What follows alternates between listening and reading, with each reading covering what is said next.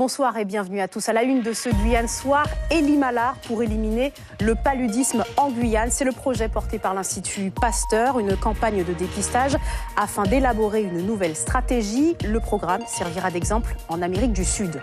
Des galeries et des puits creusés la nuit par des garines-perros sur une mine légale. Une réalité à Saint-Élie, sur le site de la société Eau Plata. Nos reporters étaient sur place. Reportage et analyse dans cette édition. Enfin, au lendemain de la journée du refus de l'échec scolaire, vous découvrirez les missions de l'association Entraide et Réussite. Créée en 2017, elle vise à accompagner les jeunes exclus de leurs établissements et les décrocheurs scolaires. Ses premières actions sont en cours d'élaboration.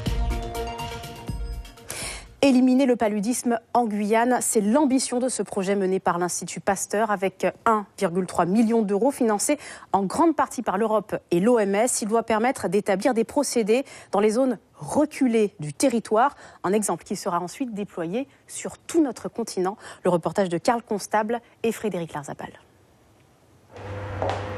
Ici, dans les laboratoires de l'Institut Pasteur à Cayenne, on manipule des échantillons de sang prélevés sur l'Oyapock.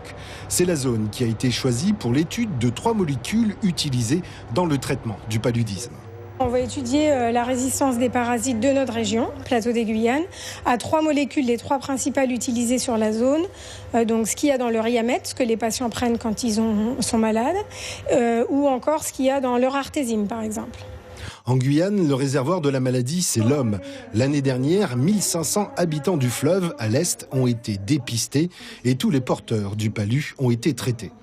Pour la première fois, effectivement, on fait une étude, ce qu'on appelle prospective, c'est-à-dire qu'on va au-devant et on fait un test de cette ampleur, de tester une stratégie de dépistage innovante, puisqu'on utilise de la biologie moléculaire, et de traitement en fait, des porteurs, qu'ils soient asymptomatiques, c'est-à-dire qu'ils aient des symptômes ou pas, du paludisme, pour essayer de mieux contrôler, voire d'éliminer le paludisme sur cette zone. Sur le plateau des Guyanes, des centaines de chercheurs, médecins et intervenants sanitaires sont mobilisés sur ce projet jusqu'en 2020. Objectif, faire aussi bien que le Suriname, qui n'a recensé que 80 cas de palu en 2015, contre 597 chez nous l'année dernière. Des résultats qui intéressent directement la Guyane et qui seront applicables à notre continent, avec à terme, peut-être, l'éradication de la maladie.